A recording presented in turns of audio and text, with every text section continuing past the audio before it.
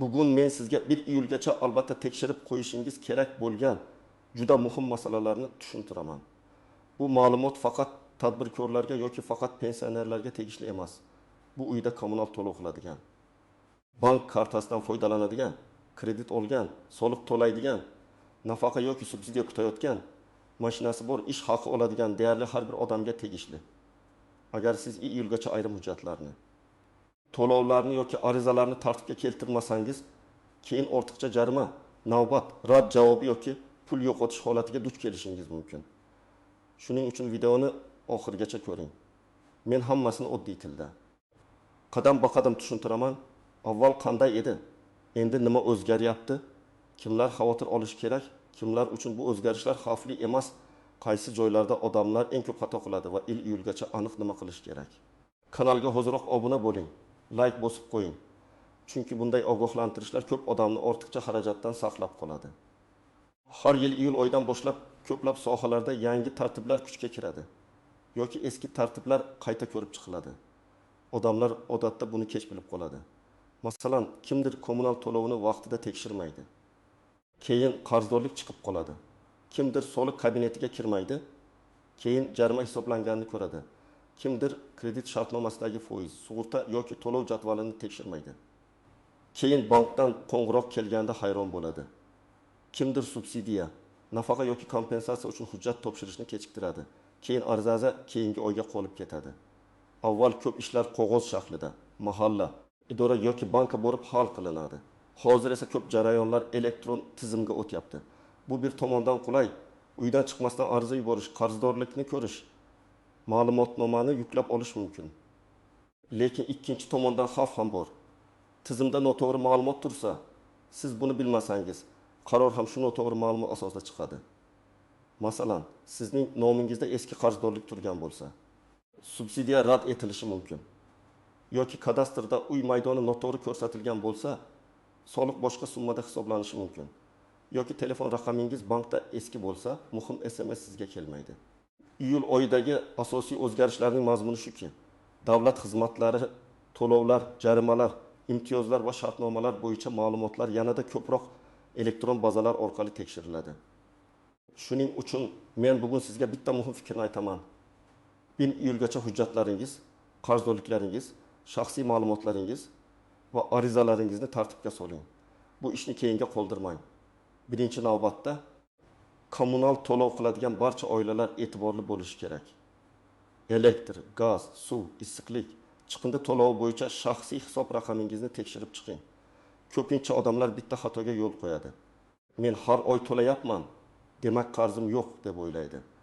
Lekin amalda hisoblagich ko'rsatkichi noto'g'ri kiritilgan bo'lishi, avvalgi egadan qolgan qarz chiqishi yoki to'lov boshqa shaxsiy hisob raqamiga tushib ketgan bo'lishi mumkin. Oddiy misol keltiraman. Bir oila har oy elektr uchun 120 ming so'm atrofida to'laydi. Ular mobil ilova orqali pul o'tkazadi, lekin hisob raqamini bir marta noto'g'ri tanlab qo'ygan. 3 oy o'tgach, haqiqiy hisobda 306 ming so'm qarz paydo bo'ladi. Boshqa hisobda esa ortiqcha to'lov turadi. Keyin buni to'g'rilash uchun tashkilotga borish, ariza yozish, cheklarni ko'rsatish kerak bo'ladi. Agar buni 1 iyulgacha tekshirib qo'ysangiz, muammo katta bo'lmaydi. Agar kechiksangiz, ogohlantirish, cheklov yoki jarima bilan ovora bo'lishingiz mumkin. Ikkinchi guruh kredit, mikroqarz yoki muddatli to'lovga narsa olganlar. Iyuldan oldin bank yoki moliya tashkilotingizdagi shartnomani yana bir bor tekshiring. To'lov sanasi qaysi kun? Kechiktirilgan har bir kun uchun penya bormi? Sug'urta muddati tugamayaptimi? Avtomatik yechib olish qaysi kartadan bo'ladi? Masalan, odamning kredit to'lovi har oyning 5-sanasida, lekin u ish haqini 10-sanada oladi. Avval bank unga yumshoq qaragan bo'lishi mumkin. Ammo yangi tartib yoki ichki nazorat kuchayganda har kechikkan oy kredit tarixiga salbiy yozuv tushishi mumkin. 200 ming so'mlik keyinchalik 1 million so'mlik ipoteka olishda muammo tug'dirishi hech gap emas. Uchinchi guruh yakka tartibdagi tadbirkorlar, o'zini o'zi band qilganlar, ijaraga uy beradiganlar va kichik biznes egalari. Siz uchun 1 iyulgacha soliq kabinetini tekshirish juda muhim. Hisobot topshirilganmi, qarzdorlik yo'qmi? Faoliyat turi to'g'ri ko'rsatilganmi? Bank aylanmalari bilan deklaratsiyadagi ma'lumotlar mos keladimi? Ba'zi tadbirkorlar men faoliyat yuritmayapman, demak hech narsa qilishim shart emas deb o'ylaydi. Lekin ro'yxatdan o'tgan faoliyat ochiq turgan bo'lsa, ayrim majburiyatlar baribir saqlanib qolishi mumkin. Faoliyatni vaqtincha to'xtatish yoki yopish kerak bo'lsa, buni rasmiy tarzda qilish lozim. Misol uchun, odam kichik do'kon ochgan, keyin ishlari yurishmagan va do'konni yopgan. Lekin soliq tizimida faoliyat hali ham ochiq turibdi. U men savdo qilmayapman deb yuradi. Bir necha oy o'tgach, unga hisobot topshirmagani yoki majburiy to'lov bo'yicha ogohlantirish keladi. Aslida muammoni 10 daqiqada soliq kabinetidan tekshirib, kerak bo'lsa faoliyat holatini aniqlashtirib hal qilish mumkin edi. 4-guruh nafaqa. Moddiy yordam, subsidiya yoki kompensatsiya olmoqchi bo'lganlar. Bu yerda eng katta masala hujjatlarning to'liqligi va bazadagi ma'lumotlarning mos kelishidir. Oiladagi daromad, ro'yxatda turgan shaxslar, mulk, avtomobil, yer uchastkasi, ish joyi va bank ma'lumotlari tekshirilishi mumkin. Agar siz biror yordamga ariza bermoqchi bo'lsangiz, 1-iyulgacha hujjatlarni tayyorlab qo'ying. Pasport yoki ID karta, nikoh guvohnomasi, bolalarning tug'ilganlik guvohnomasi, ish haqi yoki daromad haqida ma'lumot, bank plastik karta rekvizitlari, yashash joyi bo'yicha ma'lumotlar kerak bo'lishi mumkin. Bu yerda bitta nozik holat bor. Odamlar ko'pincha mening daromadim kam, albatta yordam berishadi deb o'ylaydi. Lekin tizimda sizning nomingizda eski avtomobil, sotilgan lekin rasmiylashtirilmagan mulk yoki boshqa qarindosh bilan umumiy ro'yxatdagi daromad ko'rinib tursa, ariza rad etilishi mumkin. Shuning uchun muammo pulda emas, hujjat va ma'lumotlar mosligida. 5-guruh avtomobil bor fuqarolar. Jarimalar, texnik ko'rik, sug'urta, ishonchnoma avtotransport solig'i yoki boshqa majburiyatlarni tekshirib chiqing. Ayniqsa avtomobilni sotgan, lekin rasmiy qayta ro'yxatdan o'tkazmaganlar juda ehtiyot bo'lish kerak. Mashina amalda boshqa odamda bo'lsa ham, rasmiy egasi siz bo'lsangiz, ayrim jarima va majburiyatlar sizga kelishi mumkin.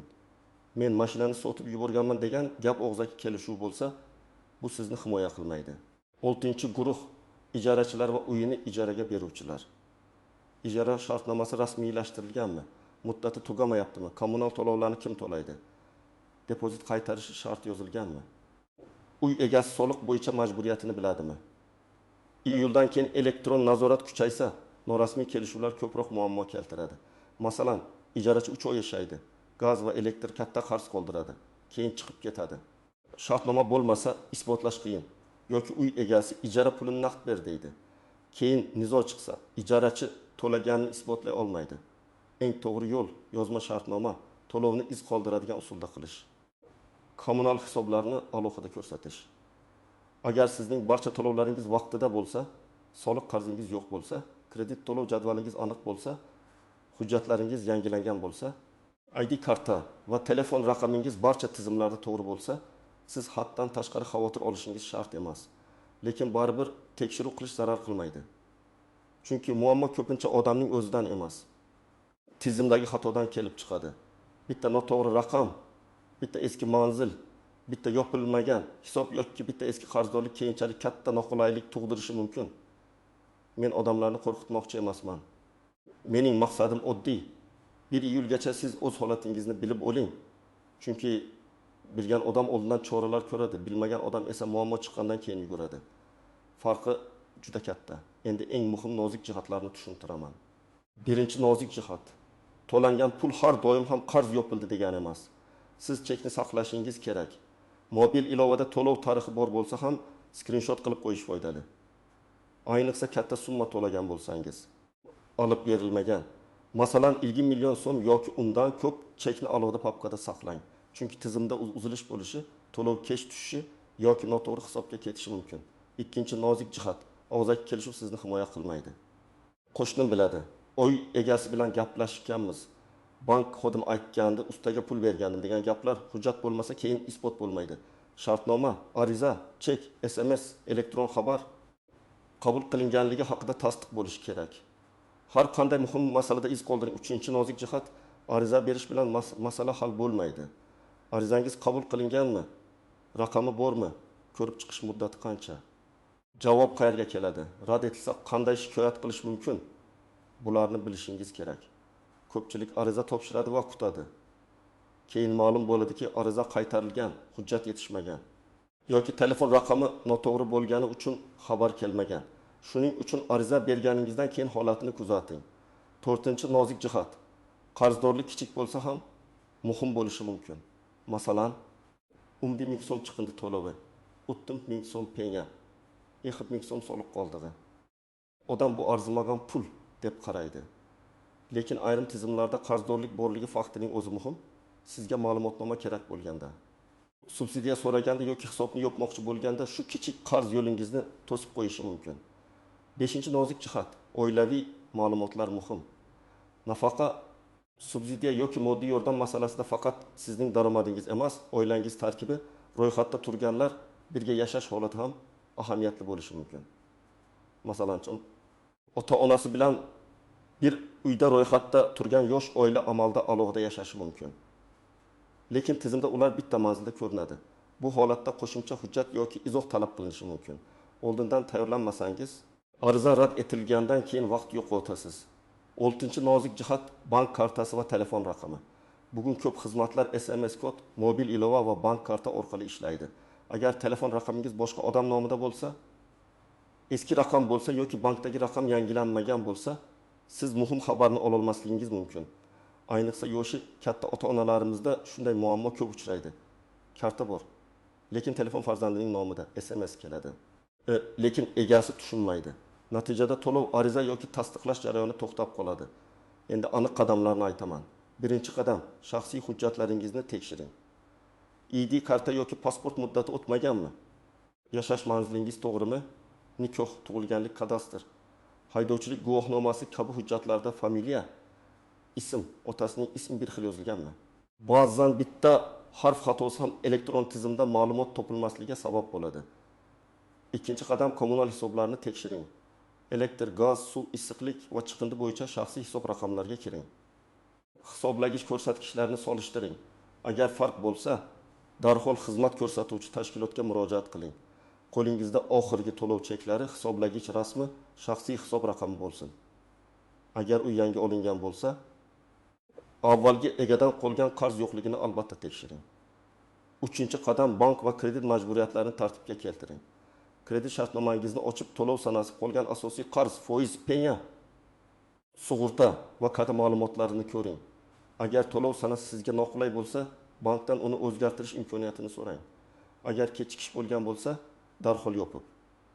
Bankdan kredit tarixingizga qanday ta'sir qilganini aniqlang. Kreditni yashirib yurish eng yomon yo'l. Bank bilan oldindan gaplashgan odam ko'pincha yaxshiroq yechim topadi. 4-qadam, soliq kabinetingizni tekshiring. Agar siz tadbirkor bo'lsangiz, o'zini o'zi band qilgan bo'lsangiz, uy ijaraga bersangiz yoki qo'shimcha daromadingiz bo'lsa, soliq tizimiga kirib qarzdorlik va hisobotlarni ko'ring. Faoliyat turi to'g'rimi? Eski majburiyat qolmaganmi? Ortiqcha to'lov bormi? Hammasini aniqlang. Kerak bo'lsa, soliq maslahatchisi yoki inspektordan yozma tushuntirish oling. 5-qadam, ijtimoiy yordam va subsidiya uchun hujjatlarni tayyorlang. Oilangiz tarkibi, daromad, bank rekvizitlari, bolalarga oid hujjatlar, tibbiy ma'lumotnoma kerak bo'lsa, oldindan yig'ing. Ariza berayotganda har bir hujjatni skaner yoki sifatli rasm ko'rinishida tayyorlab qo'ying. Telefon raqamingiz faol bo'lsin. Ariza raqamini yozib oling va javob kelguncha kuzatib boring. 6-qadam, avtomobil bo'yicha majburiyatlarni tekshiring. Jarimalar bor yo'qligini ko'ring. Sug'urta muddati tugamayaptimi? Texnik ko'rik kerak emasmi? Avtomobil sizning nomingizdami yoki sotilgan bo'lsa, rasmiy o'tkazilganmi? Agar mashinani ishonchnoma bilan bergan bo'lsangiz, bu doimiy xavfsiz yechim emasligini tushuning. Rasmiy egalik masalasini hal qilish eng to'g'ri yo'l. 7-qadam, barcha muhim to'lov va hujjatlarni bitta joyga jamlang. Telefoningizda alohida papka oching. Unga pasport rasmi, kommunal cheklar, kredit jadvali, soliq xabarlari, shartnomalar, ariza raqamlari, bank rekvizitlarini joylang. Lekin xavfsizlikni unutmang. Karta PIN kodi, parollar va SMS kodlarini hech kimga yubormang. Hech qaysi xodim sizdan SMS kod so'rashga haqli emas. Agar kimdir kodingizni ayting, yordam beraman desa, bu firibgarlik bo'lishi mumkin. 8-qadam, agar biror xato topsangiz kutmang. Iyuldan keyin borarman, vaqt bo'lsa qilaman, o'zi to'g'rilanib qolar demang. Xato o'zi to'g'rilanmaydi. Ariza yozing, murojaat raqamini oling, kerak bo'lsa qayta murojaat qiling. Hamma gap shunda, muammo 1 iyulgacha aniqlansa, uni hal qilish osonroq bo'ladi. Muammo keyin chiqsa, siz navbat jarima, rad javobi yoki qo'shimcha xarajat bilan kurashasiz.